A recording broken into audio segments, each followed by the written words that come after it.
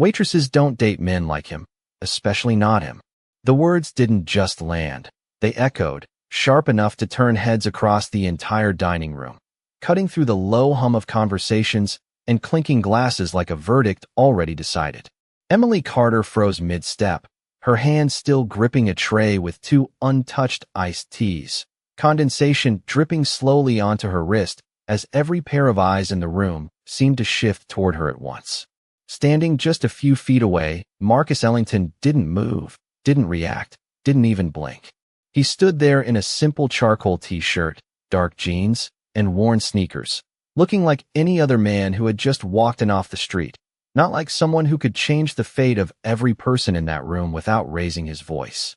The manager, Daniel Reeves, folded his arms tightly across his chest, his expression firm, rehearsed, like this wasn't the first time he'd drawn a line between who belonged and who didn't. "Emily," he said, his tone lower now, but no less cutting. "You represent this establishment. You don't get to blur boundaries with customers." He didn't say it outright, but he didn't have to. The implication hung heavy in the air. Customers like him. Emily's fingers tightened around the tray, her pulse loud in her ears, but she didn't step back. She didn't apologize. Instead, she set the tray down slowly on the nearest table, her movements controlled, deliberate, like she was holding something inside from spilling over. Around them, a few guests exchanged glances, some curious, some uncomfortable, others quietly entertained by the unfolding tension. One woman near the window leaned slightly toward her companion and whispered something with a faint smile, while a man at the bar lifted his phone just enough to suggest he might start recording. Marcus noticed all of it. The shifting energy, the silent judgments, the assumptions forming in real time. And still, he said nothing. Because he had seen this before. Not in this exact room, not with these exact faces, but the pattern was familiar, almost predictable. The quiet dismissal. The way people measured worth in seconds based on appearance, context, proximity. At 24, he'd been turned away from a private club despite holding a valid membership. At 29, a business partner once asked if he was the help during his own deal negotiation. And now, years later, standing in a restaurant where he was being reduced to a problem simply for standing next to someone who chose him, the script hadn't changed. Only the stakes had. Emily finally looked at Marcus, her eyes searching his face, not for reassurance, but for something steadier, something deeper. "I'm not doing anything wrong," she said, her voice calm but firm, directed at Daniel, but grounded in something far more personal. Daniel exhaled sharply, shaking his head. "You're making a mistake," he replied, glancing briefly at Marcus before adding, "This doesn't end well for people who don't understand their place." That word, place, settled into the room like a quiet storm. Marcus tilted his head slightly, just enough to acknowledge it, but not enough to challenge it. Not yet. Because in that moment, it wasn't about correcting Daniel. It wasn't about proving anything to the room. It was about watching, listening, letting the truth reveal itself without interruption. And as the tension tightened, as whispers grew louder and the distance between judgment and consequence began to shrink, one thing became clear without a single word spoken from Marcus Ellington. This wasn't just about where he stood. It was about what he was willing to risk by staying. The room did not move on after Daniel's words. It tightened, like every conversation had been quietly placed on hold to see what would happen next. And in that suspended moment, Emily took a slow breath and stepped away from the table she had just served, closing the distance between herself and Marcus with a kind of quiet certainty that did not match the nervous energy around her. Because this was not new to her either, not the judgment, not the looks, not the way people tried to define her. Choices before she even spoke them out loud. And yet something about this moment felt heavier, more final, like a line was being drawn that could not be erased once crossed. "He is not just a customer," she said, her voice steady, not raised, but clear enough that even the man at the bar lowered his glass slightly to listen. Daniel let out a short laugh under his breath, the kind that carried more dismissal than humor. "That makes it worse," he replied, glancing around as if the room itself would back him up. "This is a professional environment, Emily, not a place for personal experiments." The pause before those last 2 words was deliberate, calculated, and it landed exactly how he intended, A few quiet chuckles rippled from a nearby table, subtle but sharp, and Marcus heard them all, each one like a reminder of how quickly people align themselves with power when they think it is safe. Emily's jaw tightened just slightly, not enough for most to notice. But Marcus saw it. He always noticed the small things, the way pressure revealed itself in controlled movements, the way strength often looked like restraint. "This is not an experiment," she said, meeting Daniel's gaze without hesitation. "This is my choice." And that word choice shifted something in the room. Not loudly, not dramatically, but enough that the tension began to take on a different shape, because now it was no longer just about Marcus standing there. It was about Emily refusing to step back. Daniel straightened, his posture sharpening as if her response had crossed into something he could not allow. "Then you need to make a different one," he said, his tone colder now, more official. "You can either keep your job here, or you can keep whatever this is." He gestured briefly toward Marcus without looking directly at him. "But you do not get both." The ultimatum did not echo. It settled, heavy and immediate, and for a moment the entire room seemed to lean in without moving, waiting for the outcome like it was already part of the evening's entertainment. Marcus finally shifted his weight slightly, not stepping forward, not interrupting, just enough to signal that he was present, that he understood exactly what was happening. But he still did not speak, because this moment was not his to take. It was hers, and Emily knew it. She looked at him again, not asking for permission, not searching for guidance, but grounding herself in the quiet steadiness he carried. And then she turned back to Daniel. "If those are my options," she said slowly, each word deliberate, "then I choose him." The sentence did not rise. It did not break. It held its shape completely, and the reaction was immediate. A few gasps, a louder laugh from the bar, someone muttering something under their breath that sounded like disbelief. But Marcus did not react to any of it, because in that single moment something far more important had already happened. She had chosen him without knowing anything about what he could offer beyond himself. And that was the one variable no one in that room had accounted for. Daniel shook his head, as if confirming his own expectation. "Then you are done here," he said flatly. And just like that, the decision was spoken into existence. But Marcus's eyes did not leave Emily, and for the first time since he walked in, there was the faintest shift in his expression, not anger, not pride, but something deeper, something that suggested this was no longer just an observation. It was becoming a turning point. Silence did not follow Daniel's words. It fractured, breaking into whispers, shifting glances, and the unmistakable sound of judgment being passed in real time. And yet in the center of it all, Emily did not step back. She did not reach for an explanation or try to soften what she had just done. She simply stood there, shoulders steady, eyes forward, as if the decision had been made long before this moment ever arrived. Marcus watched her closely, not with surprise, but with a kind of recognition. Because he understood what it cost to stand still when everything around you was trying to move you. And for a brief second the noise of the room faded behind a memory that surfaced without warning. He was 27, standing in a glass office tower in downtown Chicago, wearing a suit that cost more than his first car, presenting a deal he had built from the ground up, and still the man across the table had leaned back and said, "We expected someone else." Not louder, not cruel, just certain. And in that moment Marcus had realized something that never left him. That success did not erase perception.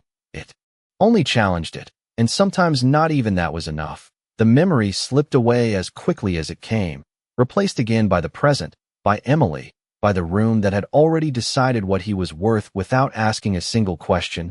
Daniel reached toward the counter behind him and picked up a small black tablet, tapping the screen with practiced efficiency.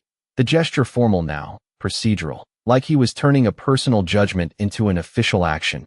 "You can finish your shift in the system, but you are no longer on the floor," he said without looking up. "Clear your section and turn in your apron before you leave." His voice carried the tone of finality, the kind that did not expect resistance. But Emily did not move right away.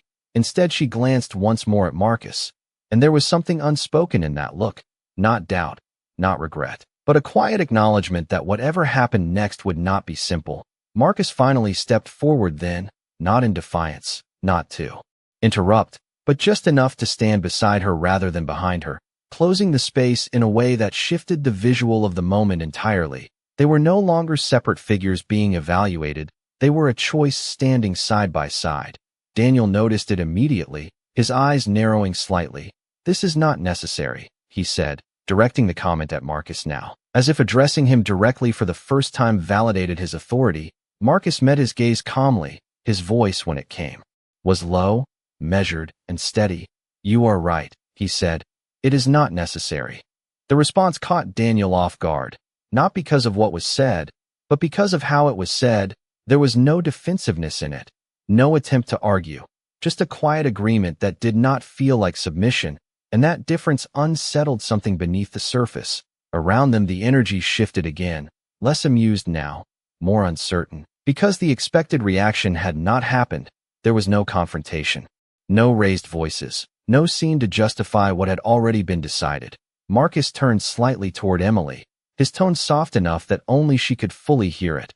"We can go," he said, simple, direct, offering an exit without pressure, but Emily shook her head almost immediately, not sharply, just enough to make her answer clear. "I am not leaving like this," she replied, her voice quiet but firm. And that was the moment everything slowed, not outwardly, but internally, because Marcus understood exactly what she meant. This was no longer about the job, or the room, or even the people watching. It was about dignity, about not allowing the narrative to close before the truth had even had a chance to speak. And for the first time since walking in, Marcus reached into his pocket, not hurried, not dramatic, just deliberate, as if a decision had finally reached its point of action, because staying had always been a risk, but now leaving without changing anything felt like something else entirely. Marcus's fingers rested briefly against the edge of his pocket before he pulled out his phone, not with urgency, not with the kind of movement that demanded attention, but with a quiet precision that contrasted sharply with the tension filling the room. And for a moment no one reacted because nothing about the gesture seemed extraordinary. Just another man checking his phone in a restaurant where the night had already turned uncomfortable. But Marcus was not checking anything. He was deciding. And decisions like his did not arrive loudly. They arrived fully formed. He unlocked the screen and tapped once, then lifted it to his ear, his posture relaxed, his expression unchanged, as if he had stepped outside the moment even while standing at its center. "It is me," he said, his voice low, steady, the kind of tone that did not need volume to carry weight. On the other end there was no delay, only readiness. The kind that comes from people who understand that when he calls, something is already in motion. "I need confirmation on the Riverside location," he continued, glancing briefly around the room as if acknowledging the space without engaging it. "Yes, tonight." The words were simple, but the timing was not, because while the conversation sounded routine, it was anything but, and though no one in the room could hear the response, they could feel the shift in Marcus's presence, subtle but undeniable, like a current running just beneath the surface. Daniel noticed it first, his eyes narrowing slightly as he tried to place what had changed. "This is not the time for personal calls," he said sharply, attempting to pull the moment back into his control. But Marcus did not lower the phone, did not acknowledge the interruption. He simply listened for another second, then said, "Good, proceed," and ended the call, slipping the phone back into his pocket with the same calm he had taken it out. And that was it. No announcement, no explanation, just a quiet action that seemed to carry more weight than the raised voices that had come before it. Emily watched him closely, not confused, but aware that something had just shifted even if she could not yet see what. "Marcus," she said softly, not a question, more a recognition, but he did not answer directly. Instead, he turned to her fully now, his voice gentle but grounded. "You should get your things," he said, not because of him, he added, his eyes flicking briefly toward Daniel, but because we are not staying here. The distinction was subtle, but it mattered. It reframed the moment from being forced out to choosing to leave, and that difference lingered in the air longer than anyone expected. Daniel let out a short breath, half relief, half dismissal. "Finally," he muttered, as if the situation had resolved itself in his favor. But there was something uncertain beneath his tone now, something he could not quite name, because Marcus had not argued, had not resisted, had not even tried to prove anything, and yet it did not feel like a loss. not for him. And that contradiction unsettled the balance Daniel thought he controlled. Emily hesitated for a second, looking around the room that had been part of her routine for years, the tables, the faces, the small familiar details that now felt distant, like something already behind her. Then she nodded once, more to herself than anyone else, and stepped toward the back to gather her things. The room slowly began to breathe again, conversations restarting in fragments, but quieter now, less certain, because something about the way this ended did not fit the usual pattern. Marcus remained where he was, still, composed, his gaze moving briefly across the space as if memorizing it, not with resentment, but with clarity, because he had seen enough, heard enough, understood enough, and whatever had just begun with that single phone call was no longer about this room alone. It was about everything connected to it. And the part no one in that room realized yet was that while they believed they had just pushed someone out, they had, in fact, stepped directly into something far larger than themselves. The back hallway felt quieter than it ever had before, not because the restaurant had changed, but because Emily had. Each step she took toward the locker area carried a weight that was both heavy and strangely clarifying. Like every second inside that room had stripped something away that she did not need anymore. The familiar scent of cleaning solution and polished wood lingered in the air, the same as every night. But tonight it felt different, distant, like it belonged to a version of her that had already started to fade. She reached her locker and paused for just a moment, her hand resting against the cool metal surface before opening it. Inside were the small pieces of her routine life, her folded apron, a spare pair of flats, a water bottle half full, things that once defined her role in this place, but now felt like artifacts of something she had already outgrown. She took the apron first, running her fingers over the fabric briefly before folding it again with quiet precision, and setting it inside her bag. No rush, no frustration, just control, because this was not an exit forced in chaos. This was a decision carried through with intention. Behind her, the muffled sounds of the dining room drifted in faintly, laughter returning, conversations rebuilding, as if the moment had already been absorbed and dismissed by those who witnessed it. But Emily knew better. Moments like that did not disappear. They stayed, they reshaped, they revealed, and as she zipped her bag closed, she caught her reflection in the small mirror attached to the locker door. For a second, she studied herself, not the uniform, not the role, but the person beneath it, and there was no regret there, only a quiet certainty that she had chosen something real over something safe. And that mattered more than anything she was leaving behind. When she stepped back into the main dining area, the shift in atmosphere was immediate, not loud, but noticeable. Conversations dipped slightly. A few eyes followed her movement, not openly this time, but enough to show that the room had not forgotten. Marcus was still exactly where she had left him, standing near the edge of the floor, composed, steady, as if time had moved differently around him. When their eyes met again, there was no question in his expression, no urgency, just a calm understanding that everything had aligned the way it needed to. "I am ready," she said simply as she approached him, her voice even, grounded, and for the first time since this began, there was a subtle shift in Marcus's posture, not relief, not triumph, but something closer to respect, because what she had done was not easy, and he knew that better than anyone. Daniel stood a few feet away, watching the exchange with a look that tried to mask curiosity with authority, but it was there, lingering just beneath the surface, because something about the way this was unfolding did not fit the conclusion he expected. "You made your choice," he said, his tone flat, almost dismissive, but lacking the sharp confidence it had earlier. Marcus turned slightly toward him, not fully engaging, just enough to acknowledge his presence. "So did you," he replied, his voice calm, controlled, and that was it. No argument, no explanation, just a statement that settled deeper than anything louder could have. Daniel did not respond immediately, and in that brief silence something shifted again, subtle but undeniable, because for the first time he was not entirely sure where he stood in this situation. Emily adjusted the strap of her bag on her shoulder, glancing once around the room, not with bitterness, but with closure. Then she stepped forward beside Marcus, and together they moved toward the exit, not hurried, not hesitant, just deliberate. And as the door opened and the cool night air met them outside, The space behind them felt smaller, contained, like something already concluded, but Marcus did not stop walking right away. He took a few steps forward, then paused, looking out toward the quiet street lined with parked cars and dim streetlights stretching into the distance. The city moving on as it always did, unaware of the shift that had just taken place inside that restaurant. Emily stood beside him, waiting, not questioning. And after a moment he turned to her, his voice softer now, but carrying a depth that had not been fully revealed until this point. "What happens next," he said, "might not look the way you expect." He held her gaze, steady, honest. "But I need to know something first."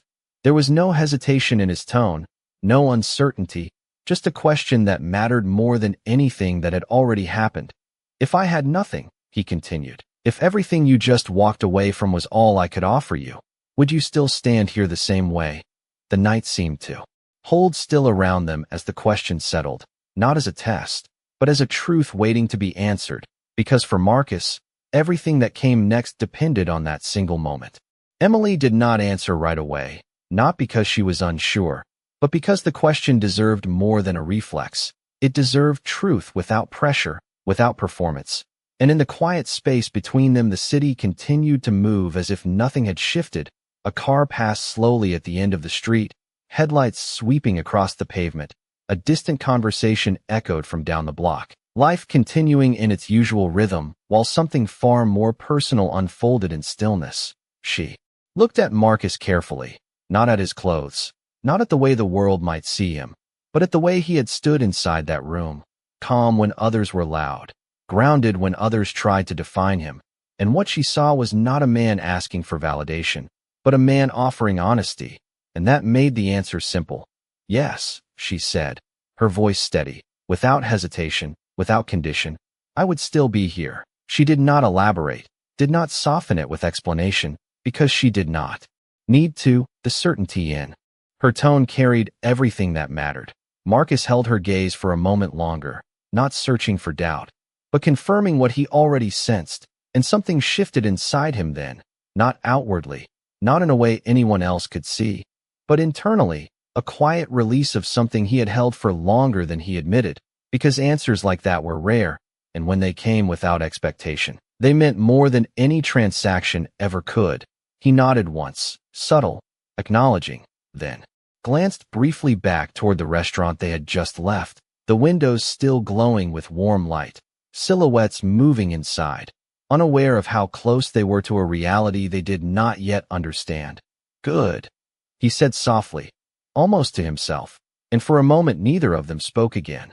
The silence between them no longer tense, but grounded, like the moment had settled into something real. Then Marcus reached into his pocket once more, this time not to hesitate, not to decide, but to act. He pulled out his phone again and tapped the screen with quiet precision, lifting it to his ear as he turned slightly away, giving Emily space but not distance. "It is confirmed," he said as soon as the call connected, his tone shifting just slightly, still calm, but now carrying the unmistakable weight of authority. "Move forward with phase 2. He paused, listening, his eyes scanning the street as if mapping something larger than the moment. "No delays," he added, and ended the call just as simply as before.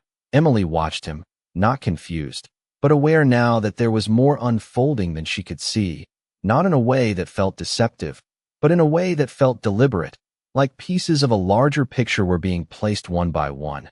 "Marcus," she said quietly.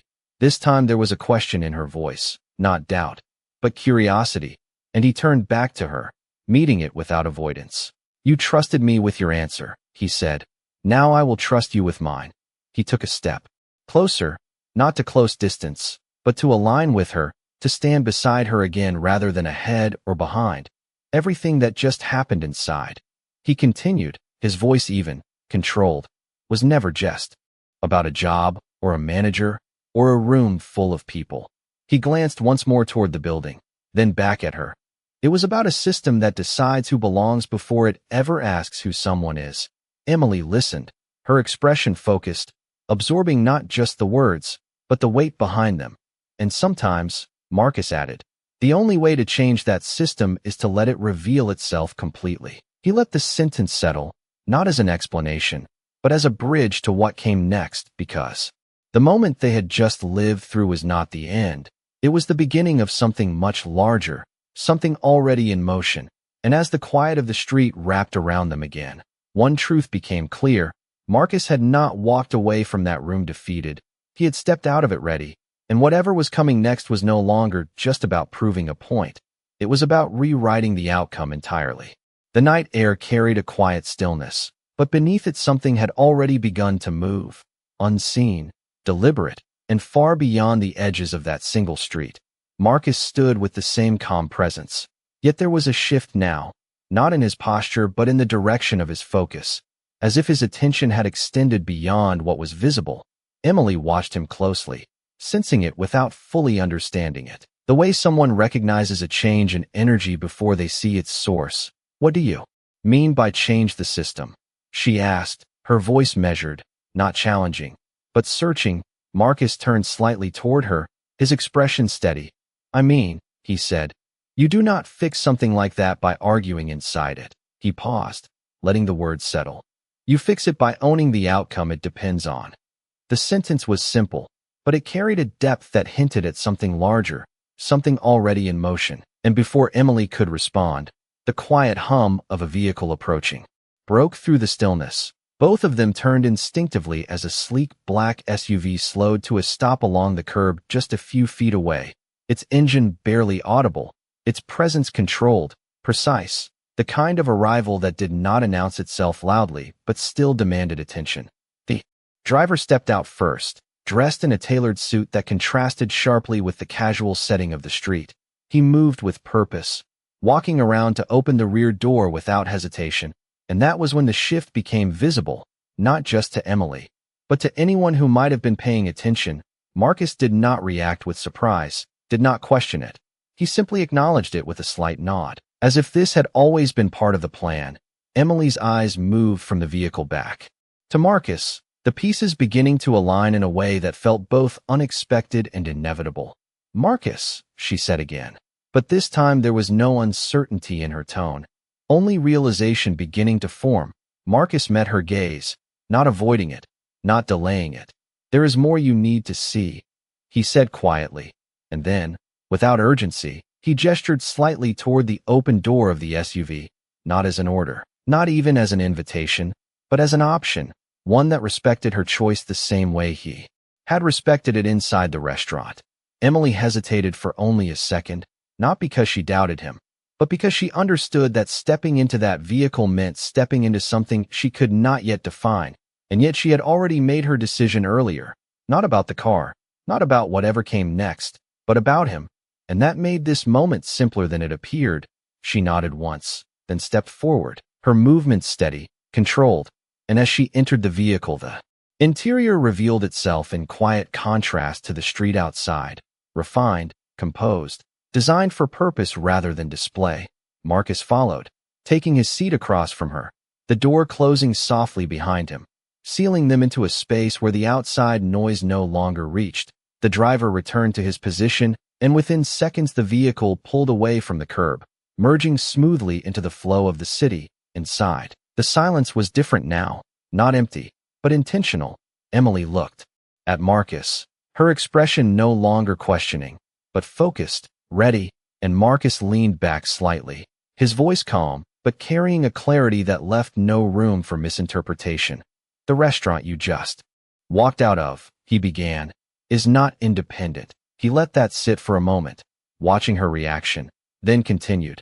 "It is part of a chain, one that has been under review for the last 6 months.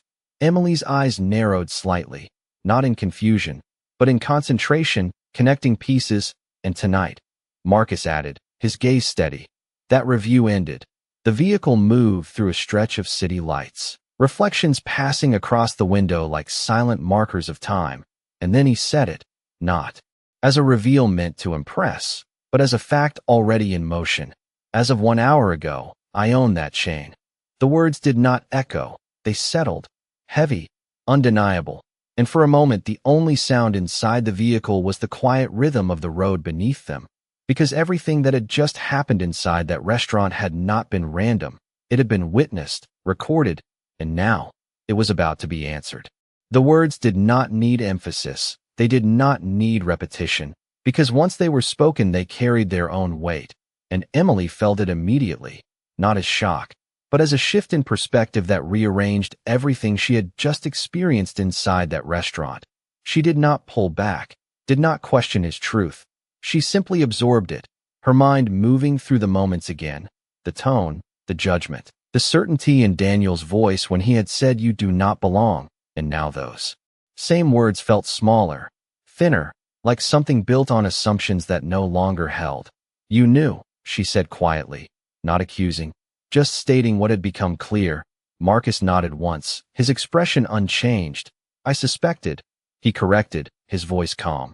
But I needed to see it without interference. He leaned forward slightly, resting his hands together, composed, deliberate. If I had walked in as myself, everything would have been different, he continued. Different tone, different treatment, different outcome. He glanced briefly toward the passing city lights outside the window, reflections sliding across the glass like moving fragments of the world they had just left behind. But none of it would have been honest. Emily listened closely, her eyes steady on him. Because what he was saying was not just about the restaurant. It was about something larger, something that extended far beyond a single manager or a single night. So you let it happen, she said. And this time there was a slight edge to her voice, not anger, but understanding forming in real time. Marcus met it without hesitation. I let them choose, he replied. The distinction immediate, precise. The way people act when they believe no one is watching is the only version that tells the truth. The vehicle slowed slightly as it approached an intersection, the glow of a traffic light casting a muted red across the interior, holding the moment in a quiet pause. Emily leaned back slightly, processing, her thoughts aligning with what she had felt but could not fully articulate before. And now, she said, you can change it. Marcus held her gaze for a second, then shook his head just slightly, not in disagreement, but in refinement. Now, he said, I can respond to it. The difference was subtle, but it mattered because this was not about control for him. It was about accountability, about consequences that matched actions, not assumptions. The light shifted, the vehicle moved forward again, and with it the moment carried into something deeper, something more final.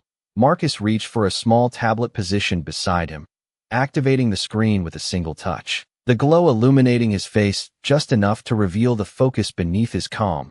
He tapped through a series of documents, each movement precise, efficient, until he turned the screen slightly toward Emily, not for approval, but for transparency. Everything from tonight has already been logged, he said. Timestamps, audio triggers, internal reporting flags. Emily looked at the screen, not fully understanding the technical details, but understanding the intention behind it.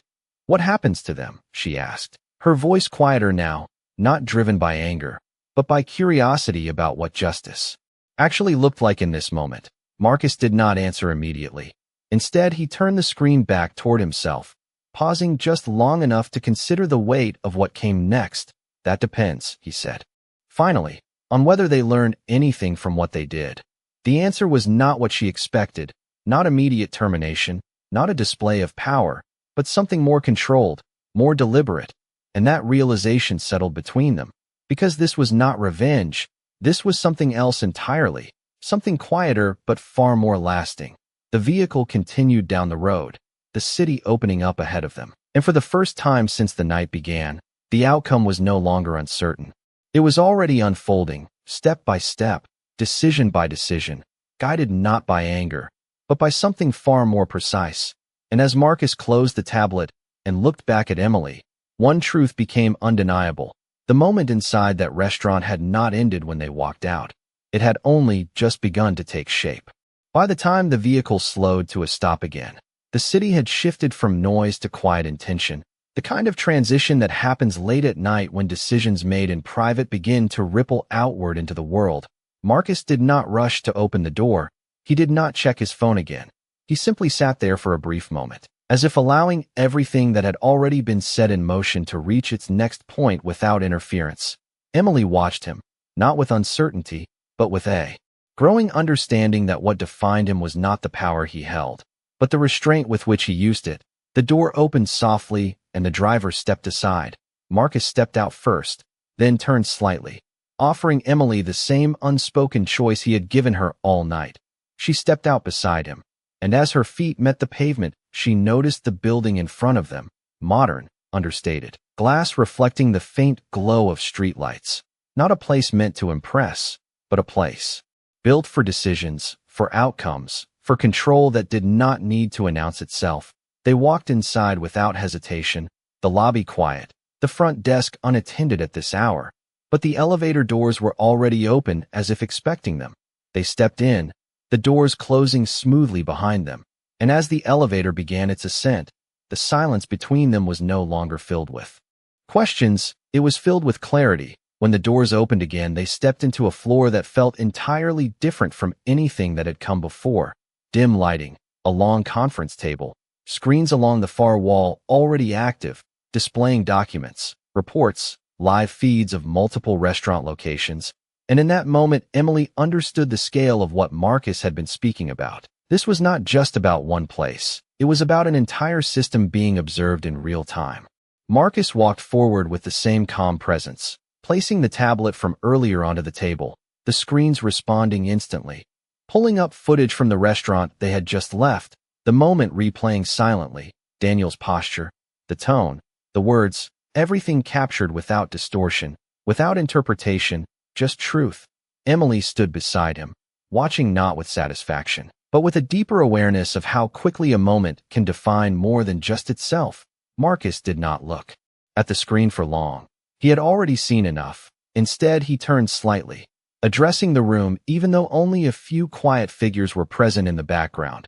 People who had been monitoring, documenting, waiting, initiate review protocol, he said, his voice even, controlled, not raised, but absolute.